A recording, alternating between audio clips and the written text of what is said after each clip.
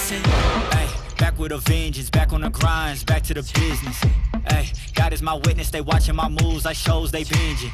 Ay, best keep distance, all of my haters send best of wishes. I get to the bag with the quickness, no I don't need no assistance, no. Yeah, no playing it safe, I said let's get it, you say not today. What can I say, if you ain't gon' go for it, get out the way. Yeah, got no time to waste, can't be with me if you're not at my pace. You're not at my level, you're not in my race. One foot on the gas, I'm catching the pace. Dancing with the devil, there's no recital. I'm killing competition, ain't no revival. I shoot it to kill it, I'm aiming for vitals. I'm showing no mercy when facing my rivals. Snakes in the grass, they getting exposed. I know they be lurking, I'm watching them close. Acting like friends, but really they foes. Saw they be scheming and said adios.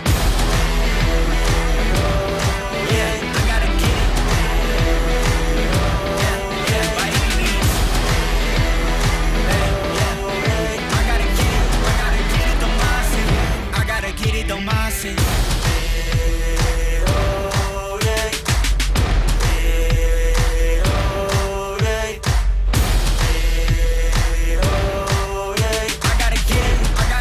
mindset. I gotta get it, the mindset.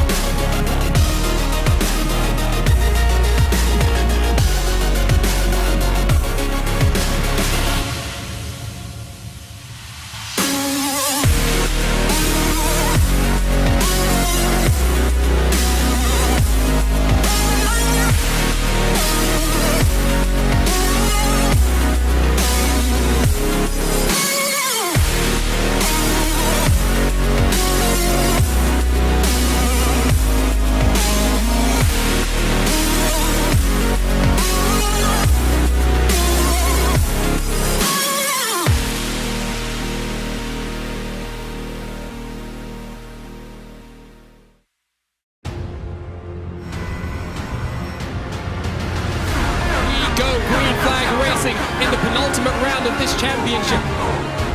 Up the hill, this is tight stuff. Oh, Jansen's off! On the brakes, they're heavy. It's going to go around the outside. It is done from Phil Kraus. And it really is a three-way fight for third. Kraus loses control. It's carnage. It's chaos. Valtteri Alander returns to victory lane in the ISOWC and crown him our series champion.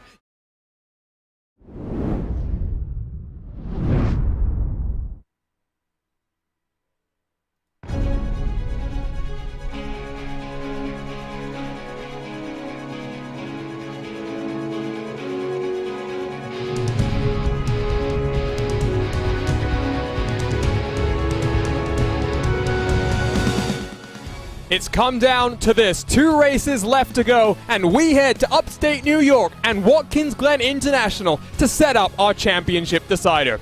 Just 7 days ago, it was Adam Crane and Phil Kraus fighting side by side for second position at the Worldwide Technology Raceway. But with Crane coming out on top, the championship is in his hands. He heads to Watkins Glen knowing that victory could set him up for a title here in the iRacing IndyCar Open Championship. Hello and welcome back to RaceSpotTV, where we have coverage of round number 11 here at Watkins Glen. My name is Arjuna Kankipati, delighted to be joined by my Powerslide Motorsports teammate Wilson Nadeau. You can follow along with live timing and scoring by heading to RaceSpot.tv/Indy to follow along with your favorite team and drivers, thanks to our partners at ATVO. Wilson, we were just saying before we came on air, it's been a very quick season. I mean, 3 months, it's really flown on by, but now two of the best tracks that we have for iRacing IndyCar competition about to come. The final road course takes us to Watkins Glen. Next time out, we're at the Tricky Triangle. The title will be decided at Pocono. Yeah, Arjuna, hello, Arjuna and everyone else watching the Race Spot broadcast tonight. And yeah, unfortunately for us, the season has spent so fast, man. Barely can believe that we are already on round 11 with only 2 rounds left. But yeah, really happy to have Watkins Glen and Pocono as remaining tracks. Both tracks with a lot of excitement to see. And starting tonight, very happy to be back and to have a chance to commentate such a beautiful race in a track that has a lot of meaning for all the Brazilians, with the first win for Emerson Fittipaldi in the Formula 1. So we have also a lot of excitement in terms of championship points.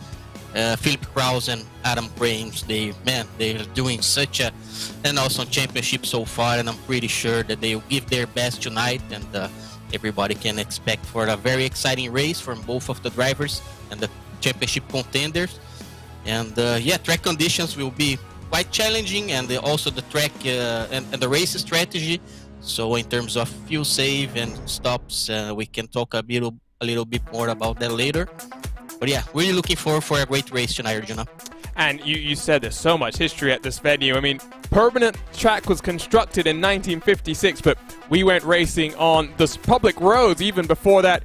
Of course, the track has gone through so many difficulties, so many changes over the years. Really looking forward to the 3.4-mile layout that will have no bus stop, no inner loop as it's technically referred to. Here's a look, though, at these championship standings. These are including the 4 drop weeks.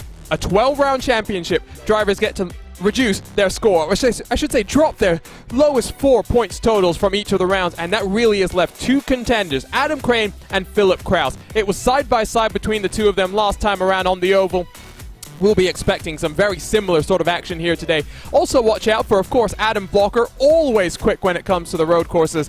Unfortunately, some of his trackside duties with the NTT IndyCar Series have kind of precluded him from fighting for the championship. Alexander Van der Sat has had an extremely consistent run, though, over the course of the season. Now joined up with 3 Crowns Racing in the Indy Alliance. I'm looking to see what he's going to do. But ultimately, Wilson, we've been looking at what these drop weeks are looking like for the top 2 drivers out front. It is going to be important to get some good points on the board here today.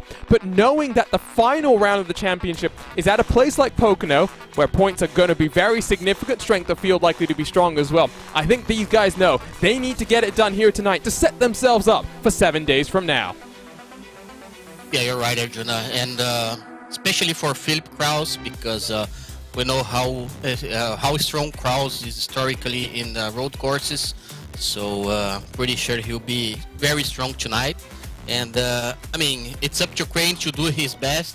We saw a lot of races where he didn't have the best of qualifying, but even on the road courses, he was able to put a very consistent race, and pretty sure he will try to give his best tonight to get the most point out of it, and then we can have a beautiful season finale at Pocono. That's why I expect, and I'm pretty sure that everybody else will be really happy to see a great season finale next week at Pocono Raceway. Oh, that is for sure. And let's talk a little bit about this venue itself. We're running, as like I said, without that inner loop that was added about the 1970, 1980. So does mean it's a slightly longer run up the hill all the way from turn number 1 in towards the outer loop, as it's called, that right-hand sweeper. But ultimately, Wilson, we were talking about this and watching in the practice session. Setups can make a big difference here. How much downforce you want to put on the car, and that's especially important knowing this might be a fuel save race. Yeah, Arjuna, that's a very important point, you know, that how trimmed you will be racing your car here tonight, because first point is how the fuel consumption, because the higher the downforce, the more fuel usage your setup will have. So if you have a trimmed car, you'll be pretty good to fuel save, because in terms of fuel strategy, it will be a 34 lap race, and considering pedal to the metal stint, it's nearly 16.3 laps. so drivers will have to slightly save fuel a little bit. I mean, the draft is huge due to that long straight, so that will be very interesting to see, Arjuna, the downforce playing to the game, and not only the downforce, but also the driver ability to save fuel and bring the car to the end of the race. We've already seen 10-kilometer-an-hour differences between three of our fastest drivers. Kraus is looking to have a slightly lower downforce setup. Crane in the middle, Blocker with the highest of the downforce levels. Let's go trackside here in upstate New York. Let's turn up the silver scrapes, and let's take a look at our starting grid in round 11 of this championship.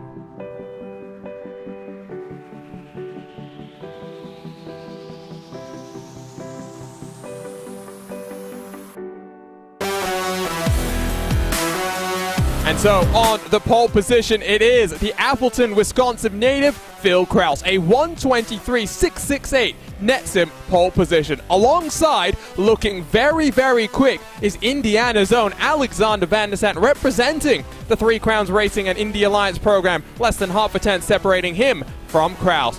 Adam Blocker looks to try and take a race win for the second time in 7 days. He'll line up in third alongside new recruit to Team I5G, Jacob Oster, representing them in the green and gold. Isaac Morris, always quick when we come to the road courses. He'll line up right behind Adam Blocker, a driver he's had some contact with when we went racing at the Hockenheim Ring, with the private label Team Hype being represented by Connor Harrington, New York's own, on the outside of row number 3. Adam Crane, the championship leader, has some work to do. He'll line up in 7th position alongside Andrew Wood in 8th. Tyler Maxson, RaceSpot's own, will be taking to the grid. He's got lots of real-world experience from coming here in the IMSA Michelin Pilot Challenge. He'll line up on the edge of the top 10 alongside Adrian Pinheiro. Rashad Craig, Andrew Marquez, two drivers sitting in the top 10 in points. They line up in 11th and 12th spots, with Andreas Seig and Victor Aoud 13 and 14. Alexis Newsom, a revelation in the Lionheart Speedway Series. She starts back in 15th position alongside AJ Musselman for the All-American iRacers with Turn 4 Racing program. Big grid here we've got today, so plenty of time to work through that with a full pace lap around this 3.4-mile layout at Watkins Glen. Miguel Angel Martinez 17th alongside Robin Glennox, who we've seen had a number of strong runs so far on a Monday night.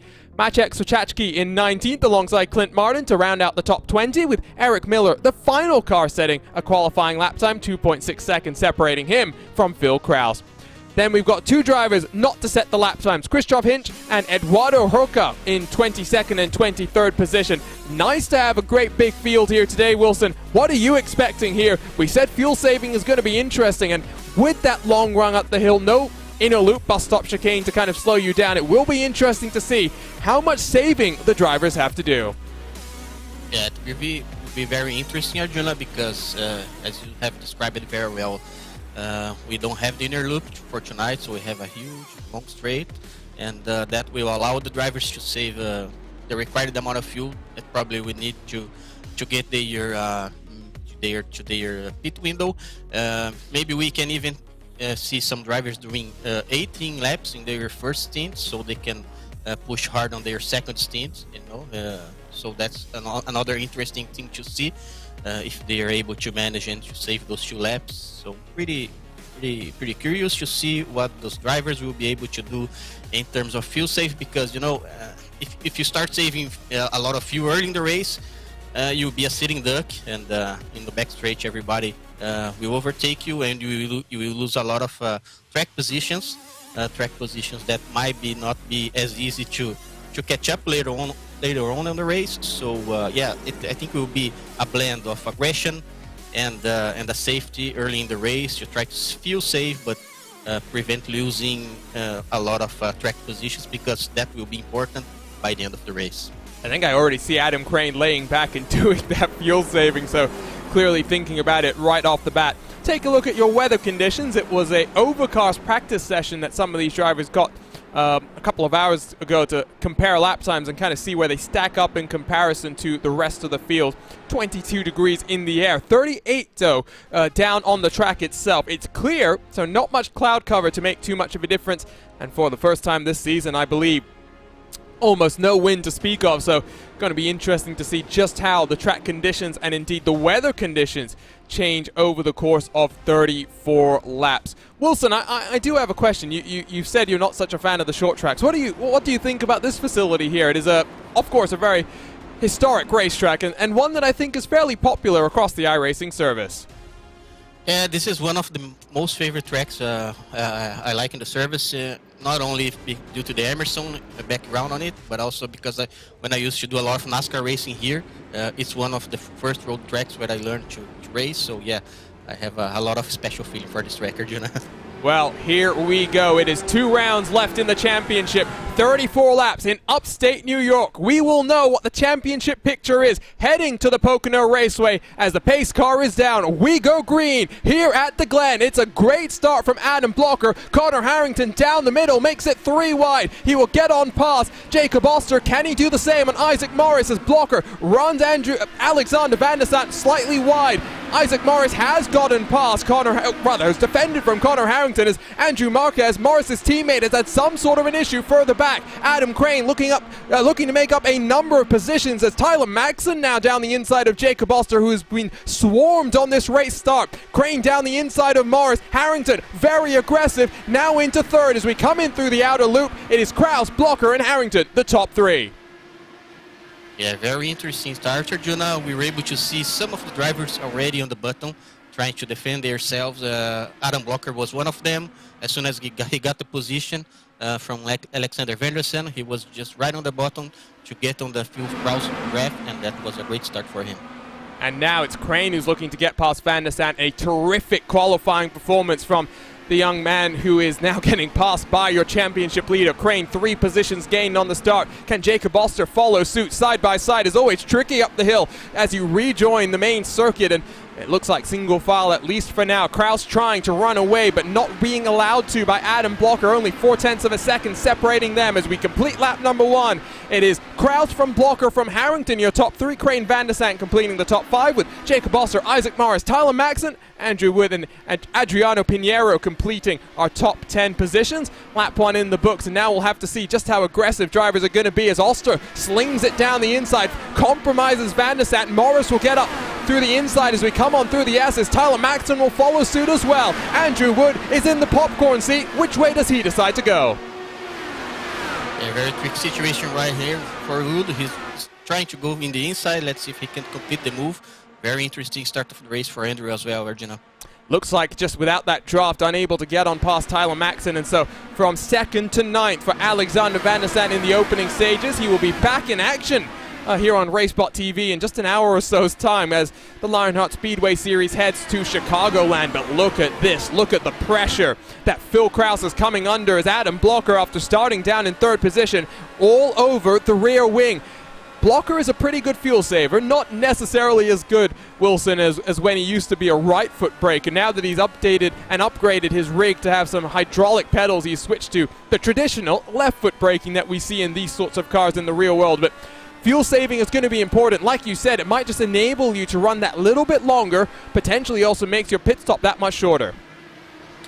Yeah, I'm pretty sure that for Adam Blocker right now, it's going to be a knife of 2 edges because according to what I was able to see in the practice session, Kraus had like 10 kph or so of higher top speed, so Kraus is probably in a very trimmed car compared to Adam Blocker, but not sure how aggressive Adam will be right here, or if he's going for the move or just trying to keep on Kraus draft, because that will have a major impact on fuel consumption. To the inside he goes, battle for the race lead. There you can see the top line difference that Blocker pulls out, then just stalls out as well. Kraus will hold on. These 2 drivers now trying to break away from Connor Harrington in that 3rd position. And of course Harrington is being harangued and harassed by Adam Crane in his rear view mirror. So up the hill they went, now down in towards this boot section that was added for Formula 1 in the early 70s. Really do enjoy this up the hill you climb. It's a very easy place to make a mistake and get yourself out onto the grass. We've seen that countless times here on RaceSpotTV, but at least for now they single file themselves out. Looks like a move further back for Martinez as he gets passed by Sochachki. Still side by side, working their way down into the next part of this inner boot. And now as Alexis Newsom watches on, which way does she want to go? Like I said, you can go around the outside there, but it's pretty tricky to hang on. She'll try and do the over-under here. Yeah, it's not the easiest things, Arjuna, to get on the outside on the corner. it's doable, but it's not the easiest thing. You have to brake, and trust in the car side by side with you. But yeah, it's always fun when you have the chance to see that action on track, and those kind of in race and kind of actions is always the kind of thing we like to see in this kind of race. Look at this though, once more Blocker just all over the rear wing of Phil Kraus. I think once more we're going to see him stall himself out, as this time Kraus elects to cover the inside line. Top line looking fairly comparable for the two drivers, and Blocker will stick it around the outside at the outer loop. That is bold. It gives you the inside down in towards the chute at turn 6, and Blocker takes over the race lead. Yeah, very nice move here by Blocker. Arjuna, in the practice session I was able to see Adam trying that move against Kraus, so I'm pretty sure he was confident to do that move. He was very confident to repeat that. The question now is, will Kraus be able to keep on Adam's draft and feel safe, with which maybe could be something that could give him an advantage in terms of chance of winning the race and pulling up some points against Crane. We'll have to wait and see. We jump on board with the newest member of Team i5G as Adam Crane makes a mistake, and Jacob Oster is very kind there and elects not to try and force the issue and check these cars up just that little bit more. They're about 7/10 behind Connor Harrington in front, and Harrington now looks to try and get on past his teammate because Adam Blocker has already cleared off a full second from Phil Kraus, who now sits in second up the hill. Now this is where we'll watch for that top end and to see what exactly is the performance from these cars. Traditionally, Adam Crane has been one of the drivers that we've seen being the most aggressive in how much he trims out his cars, but don't necessarily think that's the case this time around. And up the hill, it is 10 kilometers an hour. That is the difference between Kraus and Blocker, and that closes the gap from a full second to half a second, but nothing doing, at least for now. Kraus has to try and now work his way through this intersection of the track where his car is going to be dancing on the edge of a region. Yeah, let's see how much of a difference Blocker can pull away this time by from Kraus, and it will be important to try to get Kraus out of his draft if Adams is willing to have a chance to win this race. And another very cool thing, Arjuna, is related to Crane. In the moment he is getting pressure from Jacob Oster. It was nice to see the other drivers not fighting hard with Crane in the first lap. I mean, he started on P7, and by the end of lap 1, Adam Crane was already on P4. So now they are trying to push hard against Crane. But yeah, that was kind of cool to see, because they know that Crane is fighting for the championship, and they were just like trying to make easy with him, you know, just to prevent some kind of championship implications early in the race, you know, Arjuna. Yeah, I know what you mean, but it doesn't look like Jacob Oster is being too aggressive, at least for now. He's poking his nose and prodding away, and you can see they run very, very wide through turn 1. You can get away with that, but it's not necessarily always the quickest way to get through the corner and climb yourself up the hill to build up your momentum. So always interesting to see. The tower is lit up like a Christmas tree. That means all the drivers are on the push to pass, at least from 10th on back, as looks like Alexander Van der Sat may lose out a position to Adrian Pinheiro, as indeed, there we go, in towards the inner loop. That is the position locked and loaded for the number 8 car. I think things are settling down just very slightly at this point in time. So let's go ahead and dial up the RaceSpotTV replay machine, and let's pick apart some of the incidents in turn 1. It's Andrew Marquez that I'm watching out for on the outside line, and really nothing he does wrong there. He just gets driven into. I think that was Clint Martin, one of the cars responsible. Will jump on board with the number 18 machine, and just see here, he misses, I think, the braking point, and it just runs into the back of a number of cars.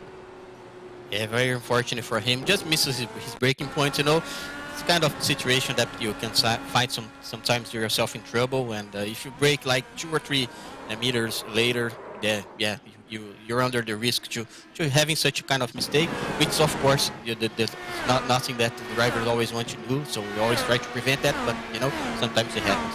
Oh, I think the driver's had a bit of a moment there, because he's lost a couple of positions. Doesn't look, at least for the time being, as though that's been too much of a concern. Andrew Wood has just gone and passed Tyler Maxson down in towards turn number 1, and now they climb up the hill, and Wood gets on the button. We've said it's push to pass in the past. Try saying that one 10 times fast, but it's also push to defend, and I think Wood trying to defend and cover off Tyler Maxson behind, but also now trying to close that advantage to the cars in front, because really is a bit of a train that's forming up right now behind Connor Harrington. Kraus is being fairly consistently able to hold on to the back of our race leader. Gap now about 7-8 tenths of a second. Connor Harrington almost 2 full seconds behind us. Down in towards the chute they go, and Tyler Maxson trying to get something done.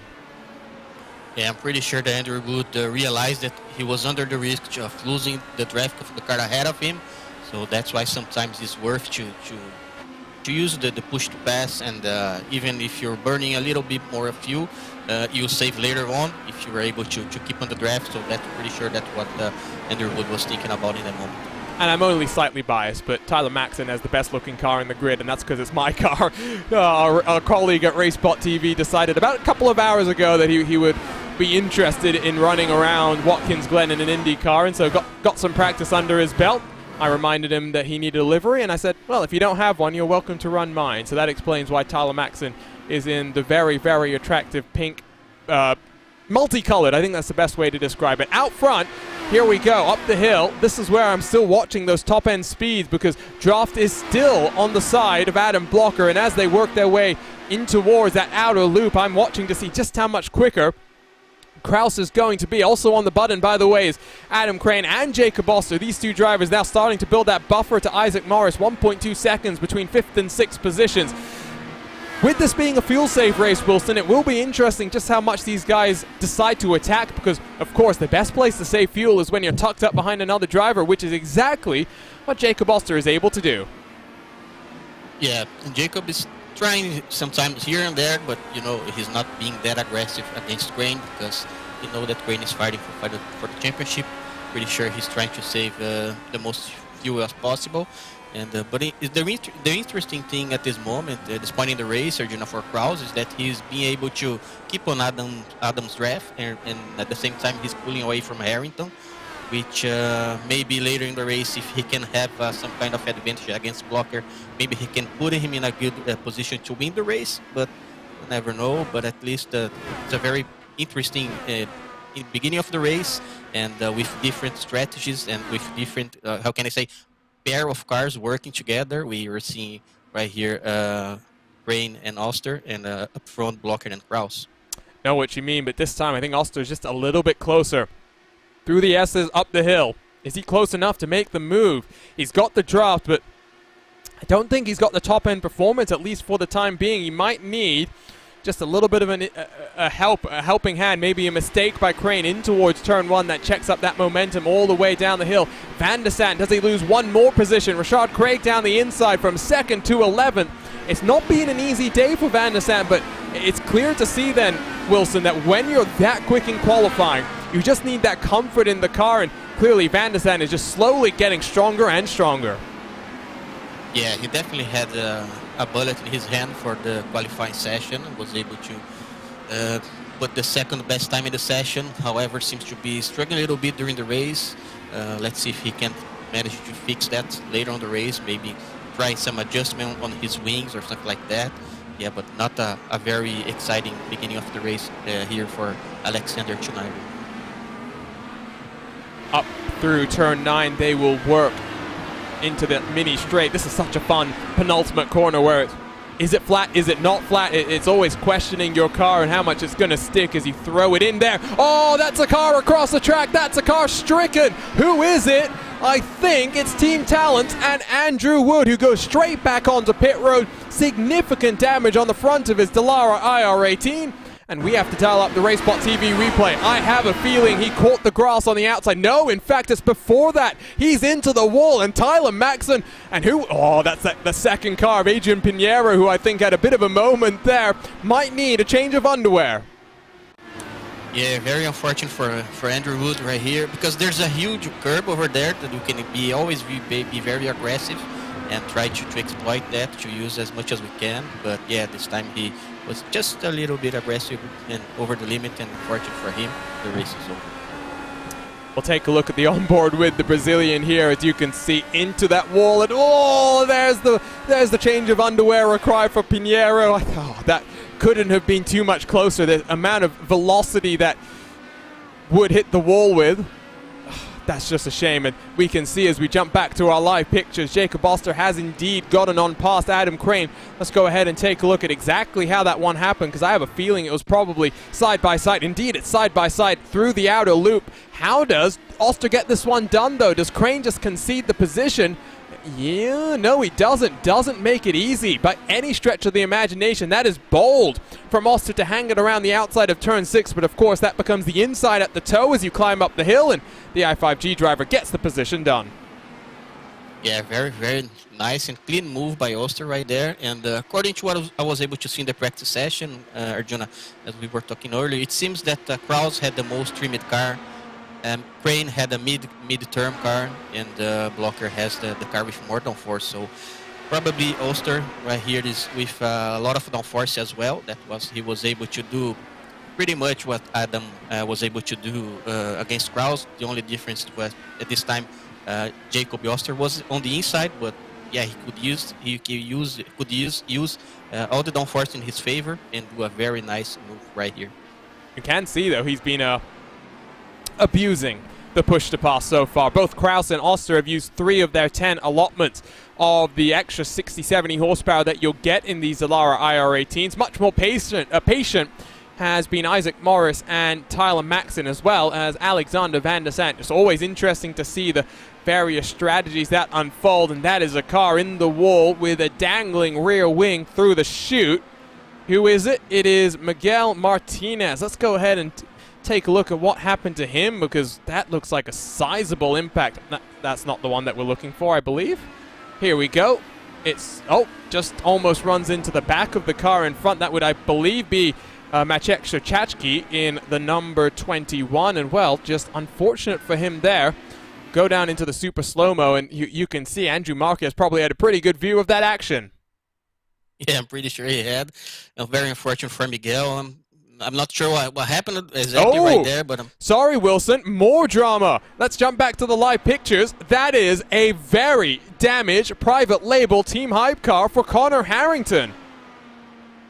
Yeah, he crashed in a very unusual place, right on the going to the backstretch. Oh, I have never seen this before. And well, I'm sorry, Connor, but you're live on RaceSpotTV, so we're about to get some very good angles as to what's happened here. So he probably gets on the curb. That's surely it. Yeah, he gets on the curb, unsettles the car, spits him from one side of the track to the other, and Jacob Oster, Adam Crane say, thank you very much. I'll take that final step on the podium. Yeah, I never saw that previously as well, Arjun. I think that he was just trying to use as much as he could from the curb, but that's a very tricky curb, and from the moment he got that curb, there was nothing he could do and just hold the wheel steady and wait for the worst. Yeah, you can see slightly wide initially, and I think he reacted just at the latest moment that he could once he realized he was going into that curbing, and well, fortunate not to bounce back onto the track. Connor Harrington finds himself the second Team Talent machine down on the pit road as we rejoin the live pictures, and we watch as Kraus is up the hill, now burns through another of his push to passes as he tries to close that advantage that Adam Blocker has out front. Now when we think about this from the championship picture then, Wilson, it is, I'm sure, fairly disappointing for Phil Kraus to see Adam Blocker just starting to extend this advantage out front because, well, with Crane sitting in 4th, which is I'm sure he's pretty happy about given where he qualified. We know that, yes, the advantage may just slim down heading to Pocono, but it is still not going to be as close as I think Kraus would have wanted. Yeah, I'm pretty sure that Kraus will be happy with like 2 or 3 spots between him and Crane at least, but not sure if that will happen tonight, but yeah, the race is not over yet. It is definitely not over. Still plenty of time as we work towards the pit stop window as Szczerchacki gets passed first by Andrew Marquez, and I think Eduardo Roca will get on past as well. Wilson was trying to teach me to pronounce some of these Brazilian names, but let's be honest, I'm a lost cause when it comes to some of these names on very short notice. There's a 23 car, then up the hill through the toe of the boot. And if you're wondering which one is the toe, which one is the heel, always remember that the toe comes before the heel. So the toe is turn 7. This at turn 8 is the heel. Although I guess if you're being kicked in reverse, I don't want to think about how that would have happened. But yes, I guess you still could get it the other way around. Adam Blocker gets on the button, extends that gap up to 1.7 seconds. So he's well and truly out of the draft range now, Wilson. Yeah. Oh! And That's Andrew Marquez. Another bit of disaster for the Skowers driver. And, well, Watkins Glen, it's a tough track for sure, given the speeds that you travel around it in a Dallara IR18, and it's claiming victim after victim. Let's go ahead and see if we can figure out why it's that penultimate corner where you just trust the car, and that car did not respond the way that Marquez wanted. One more look at the replay, Wilson. What happened here? yeah, I'm pretty sure you just had a snap oversteer right on the corner exit, and yeah, those kind of oversteer is the worst because you barely can have time to be able to save in time, which was very unfortunate for him. This is like shades of Phillip Island, because now, sorry RaceSpot's own Tyler Maxson, but he's had a small off. Someone else has been mixed up in some sort of incident. So let's go take a look at what, it's side by side, and another incident that I'm, a little bit lost by as he goes for a bit of a jump there. Hop, skip, and a jump. Tyler Maxton finds himself at least pointed in the right direction. What happens here? So he's on the inside as we climb up through the toe. Think he might just lose the rear end by himself as he gets the power down there. Yeah, I'm pretty sure it was a traction issue, Arjuna, because he was trying the narrow. He's trying to do the narrow radials in the corner, and right here, when the moment he tried to find traction, the car just snap oversteered on him. Yeah, there was nothing left we could do. I love seeing that. We're going to have to take one more look at it just because I'm enjoying it. Watch this. Watch this as he gets that little bit of airtime. Oh, there we go. Little boop. Sometimes. And back in the game. Yeah, exactly. Just back to normal. Ooh, here's some more fighting side by side. Isaac Morris defending on the outside from Rashad Craig. Two drivers in the top 10 in the championship. And I tell you what, Wilson, all of this chaos has really enabled Alexander Van der Sande, who we jump on board with right now, to work his way back up through the field. Started in second, of course. At one point was down in 11th, but he now sits in 7th spot. Yeah, as the old saying goes, Arjuna, regardless of the speed you have, the first important thing is to get to the end of the race, you know. So pretty sure that Alexander Van der Sande is not having a great, the best of his race tonight, but he's doing a very consistent job and trying to adapt himself and keep on the track and trying to be as fast as he can. So yeah, that's why sometimes it's worth to be a little bit on the safe side, at least to get to the end of the race, so you get a lot of spots from that. And I tell you what, Wilson, you had mentioned that potentially it would be good to try and extend the fuel stint out and see what you could do in terms of running a bit long and try and overcut. But we're seeing about a second of fall off even from Adam Blocker at this point in time. So maybe it's not the overcut that we want to be thinking about. Maybe the undercut's going to be a little bit more strong as both Morris and Craig get on the button up through the S's. Draft, of course, on the side of Craig behind, and he'll poke his nose to the inside line. Look to make the pass happen down this very long run all the way in towards the outer loop. Still side by side. We saw Morris hang it around the outside and defend that position. He might still be able to get it done, and indeed covers him off, holds on for now. Yeah, very interesting move right there, Arjuna. And talking about undercut and against overcut and undercut, I mean, the undercut in terms of raw lap time will always be better, but the overcut, I was thinking that maybe could work because if you stop 2 laps later, you won't have to save fuel. So even if you get back on the track 2 seconds behind, that will give you a good opportunity to fight hard for position. But yeah, let's see. I think you're right, but Van der Sande down the inside just gets that position back now, back up into the top 6 as he works himself back in towards where he can. The YouTube chat's having some fun when it comes to fuel save races. I personally enjoy throwing it into the mix every once in a while. I forget which row, as pit stops immediately underway. Isaac Morris followed in by Rashad Craig. So this is right at the middle of the stint. Van der Sande now released. Let's see what he can do to try and build up a bit of a buffer and try and get that potential overcut working. Tyler Maxson follows these cars down on towards pit road, so it's 3 cars into their box. They'll go up on the jacks, 4 fresh Firestone tires, a full tank of fuel. They'll get their way to the end of the race. Someone saying that even sim racers have to play their part in reducing fossil fuel usage. Yeah. That same person also did comment, by the way, that after Woodith's crash, a couple of splinters left on the front straight. Wonder if it's mahogany, maybe it's oak, etc., etc. But here we go. Morris has a bit of an advantage now over Craig, 1.3 seconds as they exit the box. And now we'll wait and see exactly when the rest of the cars come down onto the lane. Bottom right portion of your screen, you can see where everyone is out on track. There is the one car as he comes back onto the main portion of the track. Would be surprised if we saw Blocker down this time around, but you can see he would potentially feed out Wilson right into some lap traffic here. Yeah, let's wait and see. I'm pretty sure, yeah, he's going to his pit stop, so is Kraus right now. So they make it exactly halfway. Blocker and Kraus, they're down onto pit road. We now wait and see. Yes, Oster and Crane follow them down in. So we're now going to wait and see. I think mainly is Alexander Van der Sant going to be able to win the battle of pit stop strategy. Isaac Morris, Rashad Craig, they're working their way back through in turn 9. That left-hand sweeper that climbs up the hill. Blocker already into his box. So is Kraus. Blocker releases himself. Only 9.6 seconds stationary. Kraus about the same. So they're going to be pretty much identical in terms of pit lane time as Van der Sant with that advantageous pit stall. Will it be able to roll himself off immediately? There he goes, but Morris has already got the position done. Where does Rashad Craig come out? In comparison to Van der Sant, it's going to be neck and neck as they climb up the hill. Craig gets on the button knowing that this is his opportunity to get the move done. Those tires not up to temperature for Van der Sant in front of him, but building up the speed, building up in the draft. Here comes the charge from Craig. Looks to the inside, and he'll get the position done very easily. Yeah, let's see if we can hold that in the inside. Yeah, again, very nice move. And yeah, the undercut working for him. Very nice strategy. Let's see if he can hold the position to the end of the race here. Interesting to note that Alexis Newsom has extended this one additional lap. So as Van der Sant kicks up a little bit of grass there, just showing that the tire is still coming up to their peak operating window. Just shows that you can run a little bit longer if you want to. Newsom will have therefore potentially less fuel to go into that car. Gaps have opened up though. Adam Blocker now a full 4 seconds ahead of Phil Kraus in that Team Talent car. As what's happened to Alexis Newsom?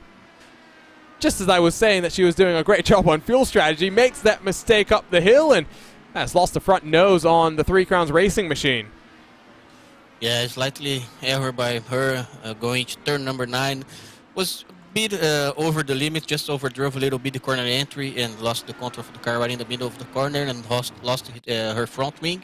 Probably will be able to bring the car to the pit and fix that, but I'm not sure about the left front suspension. Arjuna probably will be race over, or at least will take like 2 or 3 minutes to fix that.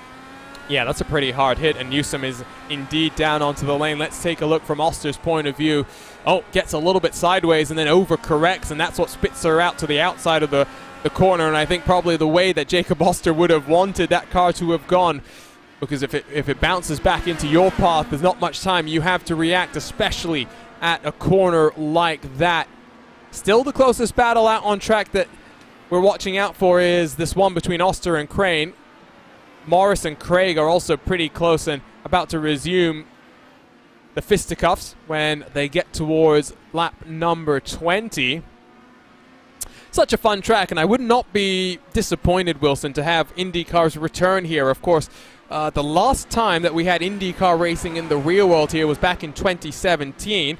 Alexander Rossi taking the victory then, but of course the king of consistency in IndyCar, Scott Dixon, 4 victories from 2005 through to 2016. Of course, we had a bit of a break from 2011 to 2015, but just shows that this is a really fun track, and it would be great to have the IndyCars back out there once more. Yeah, it is such a great place and fun track, and especially here for us in the simulator, you must keep yourself concentrated all the time because, you know, the curbs are very dangerous. I think in real life, I'm pretty sure they can afford to use and abuse a little bit more in terms of curbs. Not the same way we do here, yeah, but it's always a fun track. Here comes Crane. Crane on the button. There he goes. A Crane train up into 3rd position as looks like Rashad Craig has got the move done on Isaac Morris as well. So push to pass proving to be very, very good. Now they work themselves in towards the chute and the boot. Van der Sant back onto the tail of the field, or tail of the train as it were. Another comment coming into the YouTube chat. That green paint for Jacob Oster looks good. It does look good, I must say. Not as good as Tyler Maxon's car, but there's no bias from me whatsoever here. One thing that I remember, Sure. well, one thing that I remember from one of the broadcasts we did earlier in 2021 here at this track was, of course, one of the famous victories that took place here for the Real World IndyCar competition was back in 2009 when Dale Coyne Racing got their first ever IndyCar victory. Behind the wheel was the late great Justin Wilson. And of course, Dale Coyne Racing pretty close to taking an extra victory in 2021. Their last victory was back in 2019 when Sebastian Bourdais was behind the wheel. As with that pass and with that push to pass, Adam Crane sets the fastest lap of the race to 1:25.224. It would have been great to see Romain Grosjean take his maiden IndyCar victory, Wilson, at the Indianapolis Motor Speedway, but you can never just be so confident in a field as competitive and as entertaining as this 2021 NTT IndyCar series has been. I mean, the championship is, just like in this series, going to come all the way down to the wire in Full Metal Motorsports. Yeah, it's not every time that we see a Formula One driving just stepping into an IndyCar like Nigel Mansell did back in the years 90, becoming world champion in the Formula One and then the year after in the IndyCar. So yeah, but I mean, Grosjean did at least from I was able to see in the Gateway race this weekend, he was doing a pretty consistent job and trying to get confidence in the car, trying some moves around the outside. Sorry. And, yeah, Grosjean did a great job. Clint Martin checked up the field there with a little bit of a loose moment coming over the crest at turn number 9, and for a moment I thought maybe Oster would take full advantage, but he hangs back. He knows the championship is on the line, and would you look at that? The push to pass usage had started for Adam Blocker. He steals that fastest lap away by just over 1/100th of a second to 1:25.215. Give the fastest lap to Adam Blocker. Here, though, the gap has been closed down. Oster only 0.2 of a second behind, Crane in front of him. Up the hill they go. No push to pass being used by Oster behind in that green and gold machine, but he's got the draft. He's got the advantage. Couple of kilometers an hour faster as they climb up through the hill. Dive to the inside, jinx back to the outside. He knows that maybe it's a bit too early to get this one done. If you're not quick enough to pull away, Wilson, I think the smart thing to do is to bide your time, save your push to passes, and wait for those final 3 laps.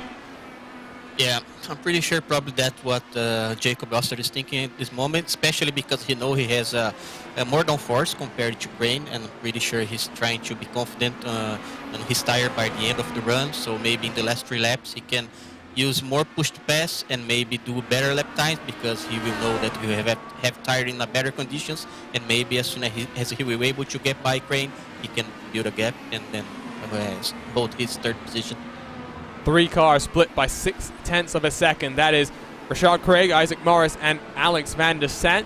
They're coming up on some lap traffic of their own. I believe it's Miguel Martinez in front of them as through the penultimate corner they will work almost in to the final 10 laps of the race. The final road race of the season. The lap traffic will pull to the side of the road. One goes on by, the second goes on by, and Van der Sant should scoot through as well. Question on track limits. Track limits are basically non-existent through turn number 1, so you can use all of that runoff on offer. If you clip that grass, you will get that 1x ding from the iRacing service as Robin Glennox has had to make a second trip down onto pit road, so clearly at least one driver knowing that they wouldn't necessarily feel comfortable doing the fuel saving. They've split this race into 2 equal pit stop stints. Down the inside, Van der Sant looks to get it done on Morris in towards the outer loop, just a little bit too far behind, and at least for the time being, the number 11 car will hold on. But track limits not necessarily a huge factor at a track like this, Wilson, because apart from turn number 1 where you have runoff, everywhere else there is grass ready to meet you if you make any mistakes. Yeah, and this kind of tracks, of course, going out of the hill corner, you can't use the much of a grass, otherwise you will spin.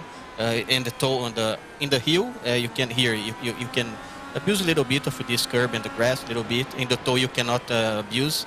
But yeah, in terms of track limits, it's a pretty safe place in terms of incidents. but it's always a very dangerous track. If you upset your car too much over the curb, you can lose traction and get your car upset. So then you can any up the rear and the control of your car, Arjuna. Great view for Barney, your flagman, as he's just sitting there very calmly with 11 laps left to go. Pocono, that's the site of our season finale. Not a long trip from upstate New York to the Pocono Mountains. Should be a fun race as we go to the track where turn 4, what turn 4? Is of course the most famous line there. Van der Sande on the button, plenty of steam as he gets on past Morris. Can he carry that momentum to the inside of Rashad Craig? He looks for it. He will try and get that position away. The top 5 spot on the line just in front of Isaac Morris. Van der Sande will have to go the long way around of the chute, but we know it can be done. Just watch Jacob Oster deep under the brakes. The Indiana native full of confidence. They're still side by side for Van der Sande, 2 positions in the course of 1 lap. Yeah, this fight is very, very nice to see, getting dicey here, Arjuna, and especially for Adriano Pinheiro. Pretty sure he's happy seeing all that going on the track because he's been able to catch up the pack, and I know Adriano pretty well. I would say he's the most complete and fastest Brazilian driver in this car, so really looking forward to see what he will be able to do if he keeps on the fight. You know, we always know he's a clean driver, and always try to do his best at doing it in a clean way. But yeah, he was able to get on the draft, and let's see what he can do here. You were right, and I mean, Isaac Morris got on past Craig as well as a result of all that skirmishing. So, yep, it does open the door for Pinheiro to jump up, not maybe just to 7th, but if he can get to 5th with 10 laps officially left on the board, not necessarily be totally shocked. There you can see that's that running wide just very slightly, and doesn't necessarily get himself turned into the S's that aggressively. So it's going to drop him just slightly behind, and in front of him, which way is Isaac Morris, the Welshman, going to go? Fighting now to get that top 5 position back away from Van der Sande. Elects to just run around for now. Poco, sorry, I just had to make sure I was saying that correctly. Poco, says Matt Pavelski in the YouTube chat as Morris gets the door slammed shut on him down the hill in towards the boot section on the track. Pocono is a great track, Wilson. It really is, and it, you know, of course, it's now, at least in my mind, at least for sure, given that I'm a relatively new fan to IndyCar competition, definitely has a bit of a stain. You know, whenever I think about it, I think of some of the huge accidents that we've had there. Of course, Robert Wickens' big accident there, what was it, back in 2018, I guess it would have been. But definitely a track that challenges drivers a lot. You're so trimmed out. 3 corners so very different, working your in-car tools. It's really the ultimate challenge for an open-wheel driver here in the U.S. Yeah, it is an ultimate challenge, Arjuna, and it's so funny, and it's so pleasure to drive over Pocono because, you know, it sometimes reminds me a little bit of Indianapolis. So it's always fun as well as Indy. So despite not having the turn 4, as you guys mentioned it, yeah, but there's a lot of similarities. So you have to trim your car and, you know, to work the in-car tools very well. And, yeah, that's always a fun race right there. Fight for 3rd. It's heating on up as Oster uses the push to pass, looks around the outside, and sweeps up into 3rd position. These 2 guys are having a wonderful fight, I will say. And I think both of them know that they can't necessarily afford to tangle because they've now dropped about 10 seconds off the pace of Phil Krause in front and full 13 seconds back from your race leader blocker. So giving each other space, making sure there's no sorts of fisticuffs being thrown here, and at least for the time being it will be Oster that's in control for the final step of the podium. Matt Pavelski has also just said that Pocono, the best left-hand only course in the world. I don't know about that one, Wilson. I think there's a certain track called the Brickyard that has something to say about that. Yeah, I mean, I'm suspect to say, of course, I will stick with the Brickyard, but yeah, Pocono is a great track as well, but yeah, I stick with the Brickyard, of course. Krause is on the button. That gap has closed up very slightly. Last time around, Krause was 2/10 quicker than Blocker in front, so not necessarily done and dusted, but I would be shocked, absolutely shocked, if Krause is able to close the gap. And as Murray Walker always used to say, it's one thing to close, it's another thing to get on through. Oster has opened that gap up now about 0.7 of a second as he's on the button once more. Down to just 5 usages left in today's race. the King of the Bricks has also jumped into our YouTube chat. It's great to have this interaction with our community as well when we have these races, and it is a big shame to say that 7 days from now we will have the final broadcast, at least for the time being, of this official iRacing series. It was broadcasts that were started last year when we were... Oh, the YouTube chat's just keeping me entertained.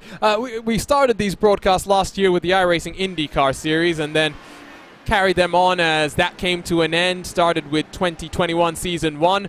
2 full seasons of action, Season 2 and Season 3. We, of course, had Brandon Traynor winning Season 1 of this year. Then Adam Blocker regaining his throne in Season 2. I think that makes it now 8 championships for Adam Blocker here on the Monday nights. And it's looking like we'll have a new champion in 7 days' time, so make sure to stick around for the crowning of a champion, be it Krause, be it Crane. That gap between the two drivers, Oster and Crane, is now up to 1.3, as this time it's Crane who gets on the button. He's got 4 usages left, as he knows that this is the time that if he lets Oster get on past and break that draft, Wilson, he's going to be in trouble, and that gap now once again below 1 full second. Yeah, this is the time where Crane has to give it all and, you know, try to close the gap, because it's not been an easy task, because Jacob is doing such a great job keeping Crane out of his draft, even in the push to passes. But yeah, it seems that Crane, it seems that Oster has the confidence to keep that gap and to get that podium position. But yeah, maybe some minor mistake here and there from both of the drivers can change everything.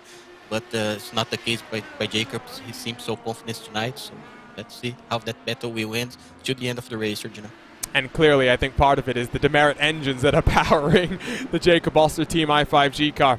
Also a shame to say that, unfortunately, no Open Wheels 2021, at least for 2021, I should say, the Open Wheels 500-mile race that was being put on the last 2 years by Tanner Watkins and the rest of his team at the openwheels.com website, officially cancelling the event as Tanner's commitments with his real-world career, a very promising real-world career as he does promotional stuff for the Lucas Oil Raceway. Even got to see him live on national television when the SRX series went to Lucas Oil for one of their 6 rounds this summer.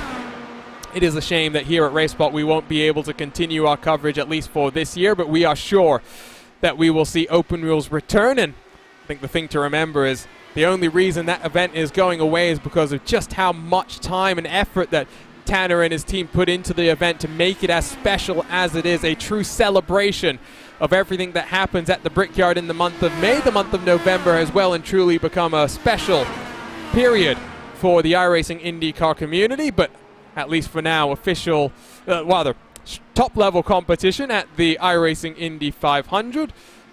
We'll have to then wait until next May as the King of the Bricks will try and make it, 4 in a row at this point in time?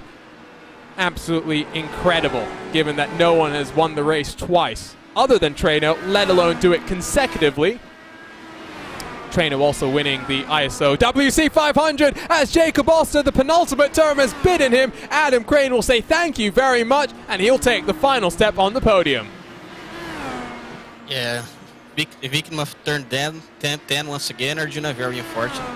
He was looking so strong tonight, and unfortunately with only a few laps remaining, he just lost the rear end of the car. The same way we see a few laps ago from other driver, don't remember the name exactly. Yeah, very unfortunate for him. I think that was Andrew Marquez, if I'm remembering correctly, and clearly just too much power from the demerit engine powering the number 14 car. And there you go, noses it into the wall. I wonder if he's going to get quite lucky and be able to get back out there with at least minimal damage, but he is down on pit road and getting some extensive repairs, it would look like. Oster stationary for 20 seconds and counting, so there goes the hopes of a top 10 finish for him. Well, 5 laps to go. Kind of means the podium positions have been settled. Adam Blocker 4 seconds clear of Krause once more, so the pace has kind of gone back in the favor of Adam Blocker. Phil Kraus in second, Adam Crane in third, now 17 seconds adrift from the race leader. Alexander Van der Sant has bounced back very nicely, Wilson. Second at the start, 11th at one point in this race. Still looking at a top 4 finish potentially. Yeah.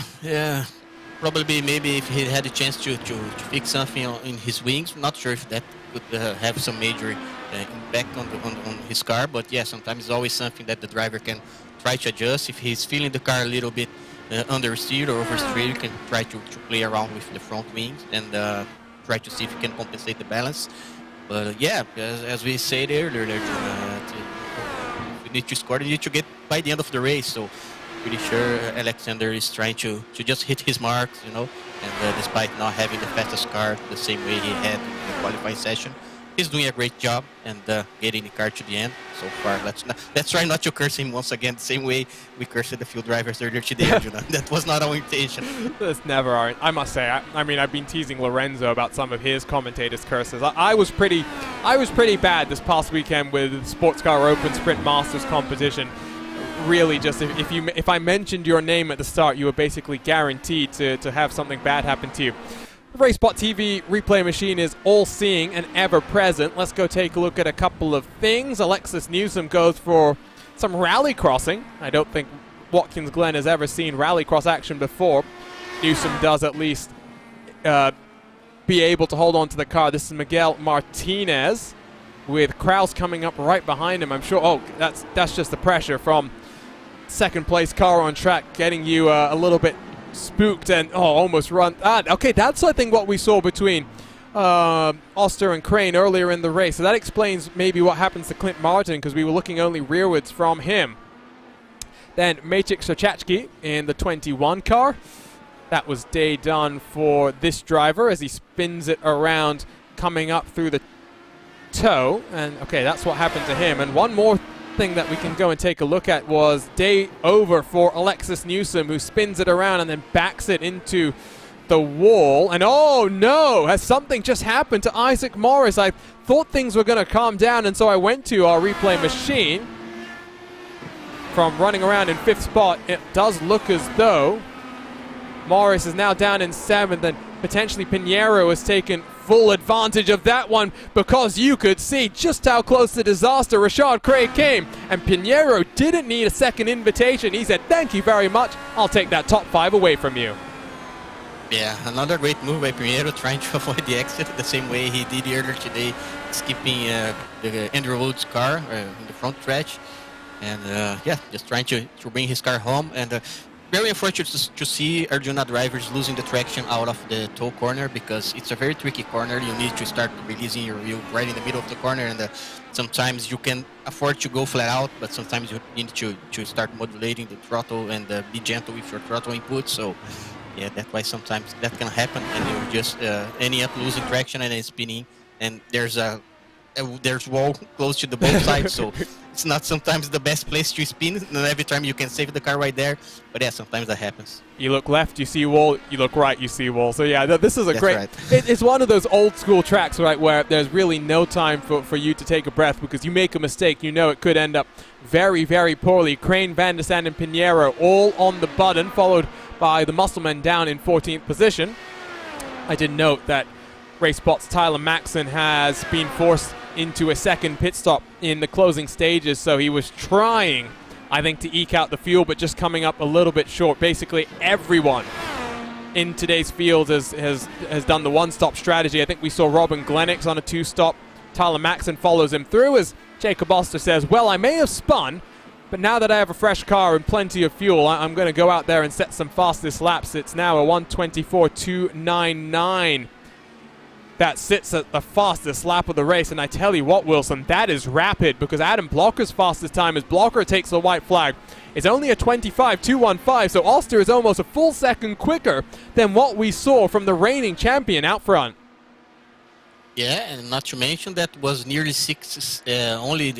nearly 6 tenths lower than the Phil Kraus qualifying time. So very impressive by Jacob Oster be able to do such a fast time at this point in the race, especially because the track is hotter right now. It's 42 Celsius, and the qualifying session was 38 or 37, if I'm not wrong. So yeah, really impressive. You're right, and I tell you what, the YouTube chat, which has been so fun today, has gone big brain and said that Jacob Oster elected to wreck so that he could get those fastest laps. Clearly, that's the strategy that was on display there, but nevertheless, been an entertaining one. The final road race on the season. It does look as though your defending champion will take the checkered flag. 7 days from now, we will go to the Pocono Mountains and the Pocono Raceway for our championship decider. The final iRacing IndyCar Open race, broadcast live in 2021 on RaceSpotTV. The championship showdown between Phil Kraus, Adam Crane. They'll finish second and third here today, but the defending champion returns with a vengeance. Adam Blocker, 2 victories in 7 days on a Monday night. He wins in upstate New York and shows everyone just how strong he can be. Phil Kraus, Adam Crane, it was too little too late for at least Phil Kraus as he turned the wick up in the closing stages and tried to go into full attack mode. Finishes 5 seconds adrift from your race leader. But with the way the race played out, second and third, Kraus and Crane, Wilson, ultimately, I cannot wait for what we're going to see at Pocono because we know how fast that racetrack is. We know how intense the fighting will be. Yeah, that's right, Arjuna. I can't wait as well. Really looking forward to see what the season finale will bring for us next week at Pocono. Yeah, but it was such a great race today, and in terms of fuel strategy, in terms of battles, in terms of draft, and higher downforce versus lower downforce, and the drivers showing their skills on the tracks. Most important, those drivers who were able to survive by the end of the race, getting very solid positions, such as Alexander Vandersen. Adriano Pinheiro was able to get to the top 5, and not to mention the first 3 drivers. Another such strong race by Adam Blocker and Kraus as well.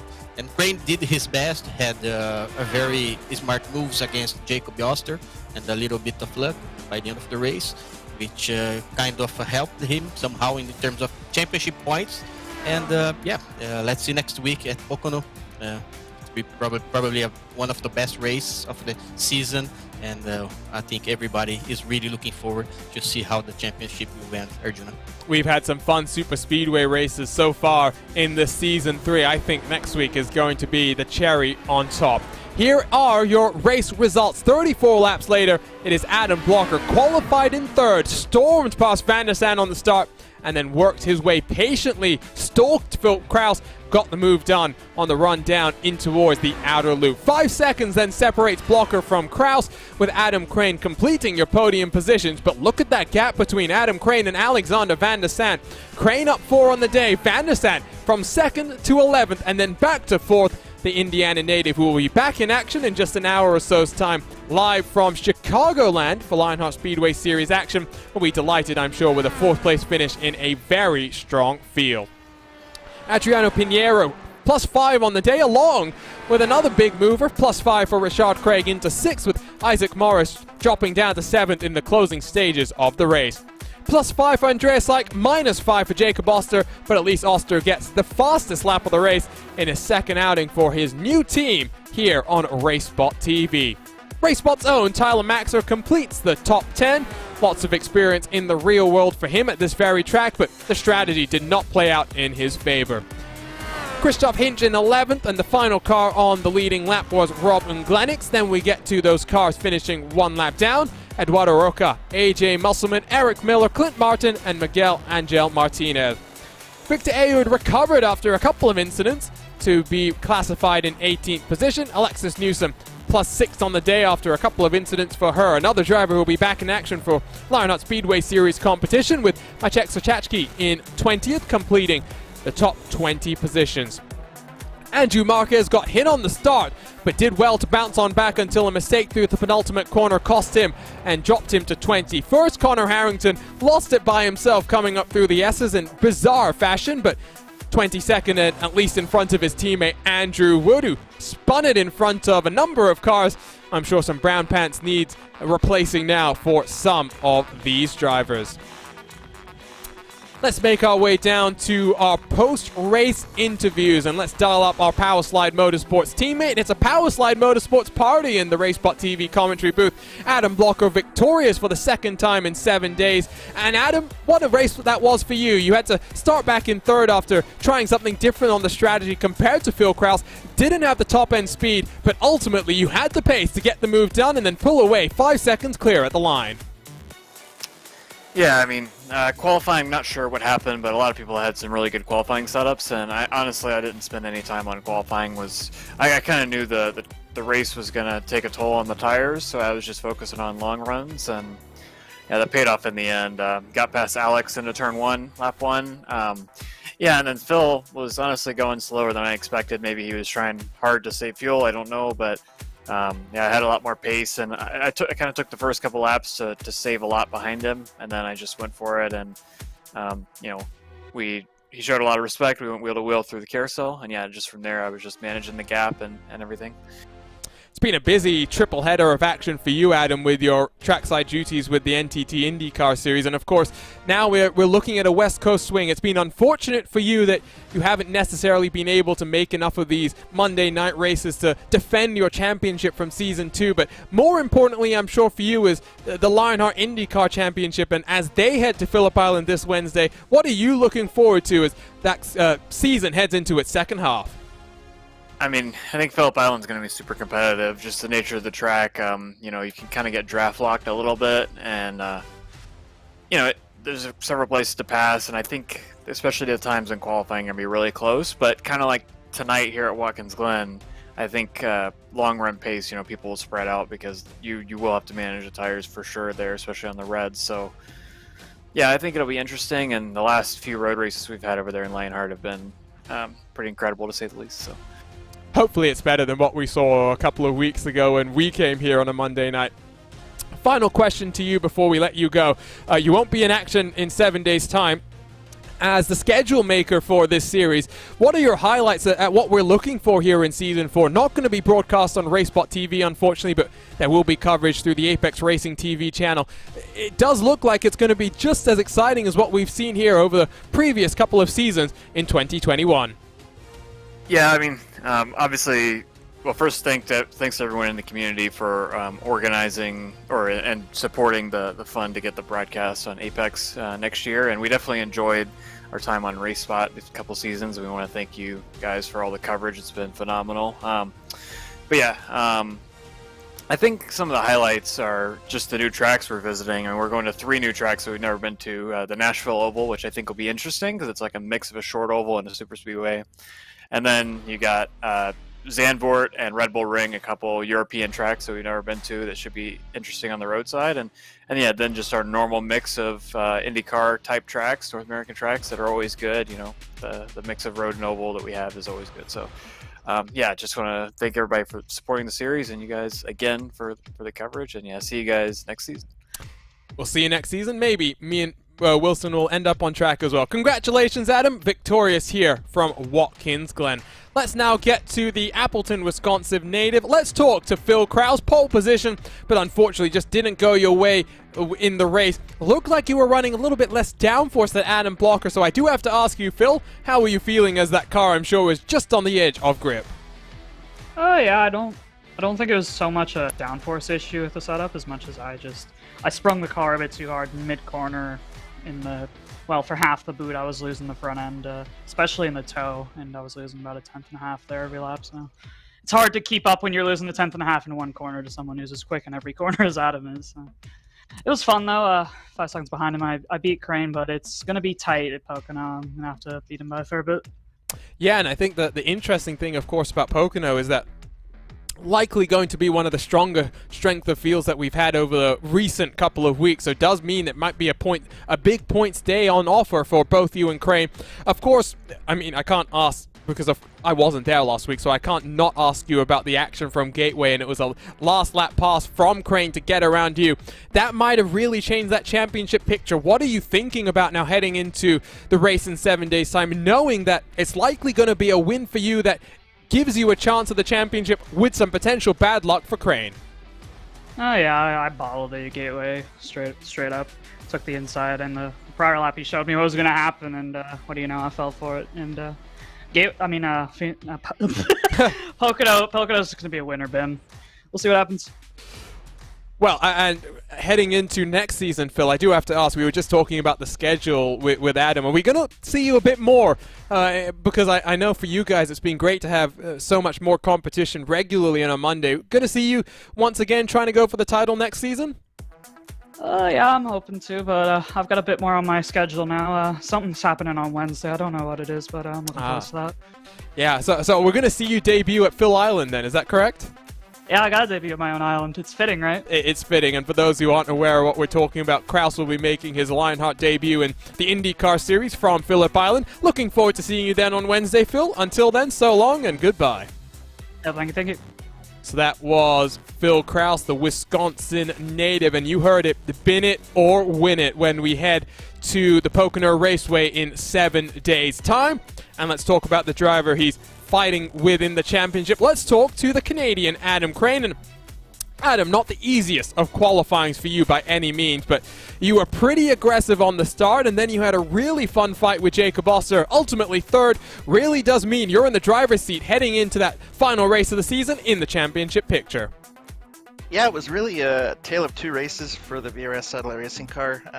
Not doing certainly as well as I would have hoped in qualifying, but I knew it was going to be kind of like a draft race, so just putting myself in a position where I could save some fuel and be in with a shot at the end, maybe for a P4 or P5 was sort of my goal. Didn't expect a P3, so definitely happy to come home with the points with that. Little unfortunate for Connor and Jacob that they had the issues they did. But yeah, great fight with Jacob, super respectful, which is always fun in these cars. And yeah, super happy to bring home P3 with 1 round to go. And let's talk about that 1 round to go. Pocono, possibly going to be one of the funnest races, both I think for the drivers and for us here to call the action.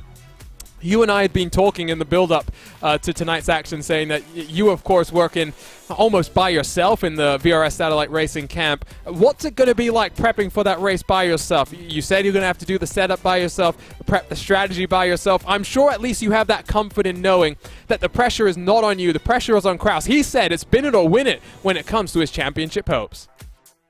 Yeah, it'll be definitely sort of the regular schedule of things. Don't want to get too far out of my usual habits just because that can just increase anxiety and frustration and all the other stuff. So I'll approach this week just like I have every other week. Yeah, Pocono, I actually really like Pocono as a track. Haven't had the most success as I have at other tracks, but definitely the Tricky Triangle is a track that I'm looking forward to running in the IndyCar. I just wish it was 500 miles so that we could replicate some of the other awesome races that have happened there. And yeah, as far as the championship goes, I totally understand the position Phil's in. Based on my quick math, looks like he's got to score 213 points or more even if I didn't show up. Yeah, just gonna be keeping my head down, doing the grind, taking care of all my regular things, and hopefully putting the VRS Satellite Racing car in the top step for the championship. And so then, before I let you go, I had a very interesting question, but it's, the way it works, obviously, here in the commentary booth is you think of an amazing question, you then forget it. So what I'll do instead is ask you about last week in Gateway, that last lap pass, because really, that might have secured you the championship in some ways. It was a very aggressive pass, and I'll be honest, I was watching on and saying, why can't I be commentating on it right now? Yeah, it would have been great for you to comment on it too, just because you bring a lot to these broadcasts. Not to take anything away from Lorenzo, but yeah, it was an exciting pass. I was hoping that I could get something to make it work there, and a couple defensive moves and some heady driving from both me and Phil ended up making for a pretty good show. And yeah, as you said, a pretty big, like 28-point swing in the, actually larger than that, it's 34-point swing in the championship. He could have walked out with only a 2-point gap between me and Phil, and at the moment he could be in the lead of the championship if I hadn't made that move. So yeah, pretty important, decisive move there at Gateway, and considering it's a track that I absolutely loathe, it's become pretty important in the championship. Well, we're looking forward to seeing the action from the Tricky Triangle. We'll see you in 7 days' time for that championship showdown. For sure. Thanks a lot, guys. So that was the Canadian VRS Satellite Racing driver Adam Crane. And Wilson, well, we said the season has gone by fast. Just one more race to go. It will be from the Pocono Mountains. It will be in 7 days' time. And ultimately, I'm looking forward to seeing the bin it or win it Phil Kraus, because he's been very electrifying so far this season. And ultimately, it's going to make that race that much more interesting. Yeah, Arjuna, and we were able to hear from both of the championship contenders. We were able to get Kraus thoughts and so Crane's thoughts, and yeah, they will have a pretty interesting week ahead of them in terms of preparation, and to get by next week in their best shapes and put a good show for us here, because yeah, that's the kind of the show that this championship deserves, and yeah, I'm pretty sure it will be a hell of a good race. Well, that's going to be it here live on Monday night for the iRacing IndyCar Series from upstate New York. We will be back in 7 days' time for that championship showdown, but plenty more action to come over the course of the week. The Lionheart IndyCar Series heads to Phillip Island for the Thunder Down Under. Phil Kraus will be making his debut. Adam Blocker, in his quest for a 4th consecutive title, will try and take another victory on the season. You can catch that and so much more here live on RaceSpotTV. So make sure you subscribe, hit that red button and the bell next to it to get notified every single time we go live with a great sim racing series that we get to cover. On behalf of the entire team at RaceSpotTV, for my broadcast partner Wilson Nato, my name is Arjuna Kankipati. We'll see you from Pocono. For now, so long and goodbye.